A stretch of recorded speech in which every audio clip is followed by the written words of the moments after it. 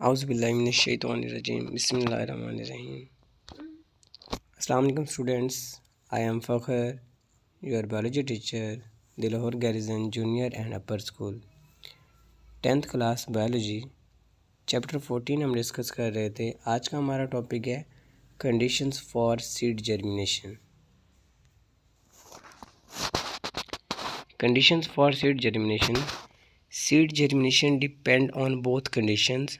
Seed जब germinate करता है तो वो दो कंडीशंस पर डिपेंड करता है, internal conditions and external conditions. Internal condition से क्या मुराद है, जो सीड के अंदर का माहौल है, यानी उसके एम्ब्रियो, उसमें फूड की स्टोरेज, उसके जो अंदर का प्रोसेस है उसे हम कहते हैं इसके इंटरनल कंडीशंस हैं। और जो उसके बाहर का माहौल है, जो बाहर का इन्वायरमेंट है, उससे हम कहेंगे ये एक्सटर्नल कंडीशंस हैं। जैसे बाहर का टेम्परेचर है, ऑक्सीजन है, ये इसकी एक्सटर्नल कंडीशंस हैं।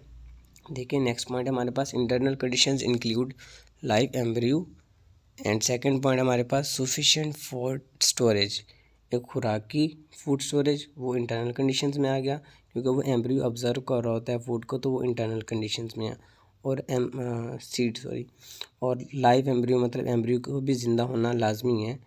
The most important external conditions include, external conditions में क्या चीज़ें आती हैं हमारे पास, वाटर, क्योंकि पानी हम उसको देते हैं, ऑक्सीजन इन्वायरमेंट से ऑब्जर्व हो रही है, टेम्परेचर वो भी इन्वायरमेंट से सीड को टेम्परेचर प्रोवाइड किया जा रहा है।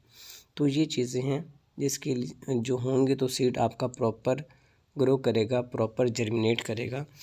तो हम इसमें डिस्कस करेंगे एक्सटर्नल कंडीशंस को, वाटर, ऑक्सीजन एंड टेम्परेचर को। वाटर या moisture. Seed of most plants have low water content.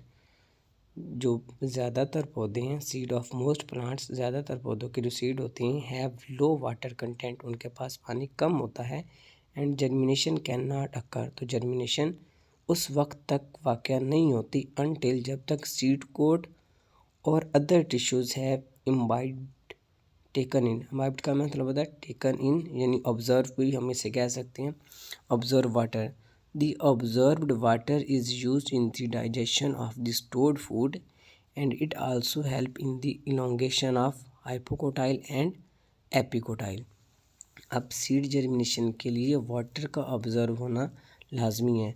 जब तक वाटर ऑब्ज़र्व नहीं होगा, उसका सीड कोट है वो उस वक्त तक ग्रो नहीं कर सकेंगे, सीड कोट और अदर टिश्यूज़ उस वक्त तक नहीं ग्रो करेंगे, जर्मिनेशन का प्रोसेस नहीं होगा।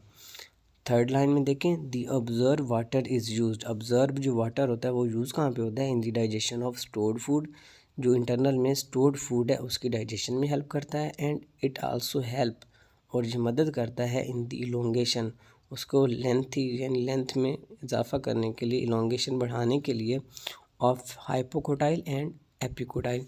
You know epicotyl and hypocotyl.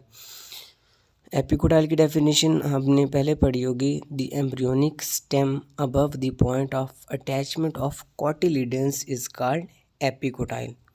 And second definition हमारे पास क्या थी हाइपोकोटाइल की, the embryonic stem below the point of attachment is called hypocotyl. इसको हमने डिटेल से देखा पिछले टॉपिक में। आप एपिकोटाइल, हाइपोकोटाइल, एपिजियल जर्मिनेशन और हाइपोजियल जर्मिनेशन। तो वाटर का पॉइंट क्लियर हुआ। नेक्स्ट पॉइंट है हमारे पास oxygen. Oxygen is essential for the respiration in the cells of embryo. अब ऑक्सीजन भी सीड की जर्मिनेशन के लिए एक लाजमी कंडीशन है। ऑक्सीजन होगी तो रिस्पायरेशन का प्रोसेस होगा सेल्स में, तो ही एम्ब्रियो ग्रो करेगा, अदरवाइज एम्ब्रियो ग्रो नहीं करेगा और सीड की जर्मिनेशन नहीं हो पाएगी। तो एम्ब्रियो भी ऑक्सीजन भी एक्सटर्नल कंडीशंस में है और ये नेसेसरी है इसके लिए। नेक्स्ट हमारे पास है temperature. Seed differs greatly in their temperature requirements for germination. अब सीड हर मुख्तलिफ़ किस्म के सीड्स होते हैं, तो उसने लिखा है सीड डिफर, सीड मुख्तलिफ होते हैं greatly in their temperature, temperature के साथ रिक्वायरमेंट्स फॉर जर्मिनेशन, जर्मिनेशन की रिक्वायरमेंट्स के लिए टेम्परेचर डिफरेंट होता है हर सीड का।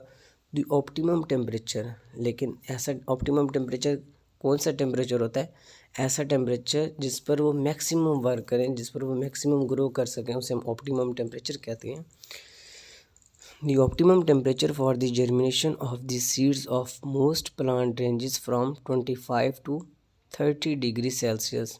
तो जो ऑप्टिमम टेम्परेचर है सीड की जर्मिनेशन के लिए ज़्यादातर प्लांट्स में वो 25 से 30 डिग्री की रेंज में होता है।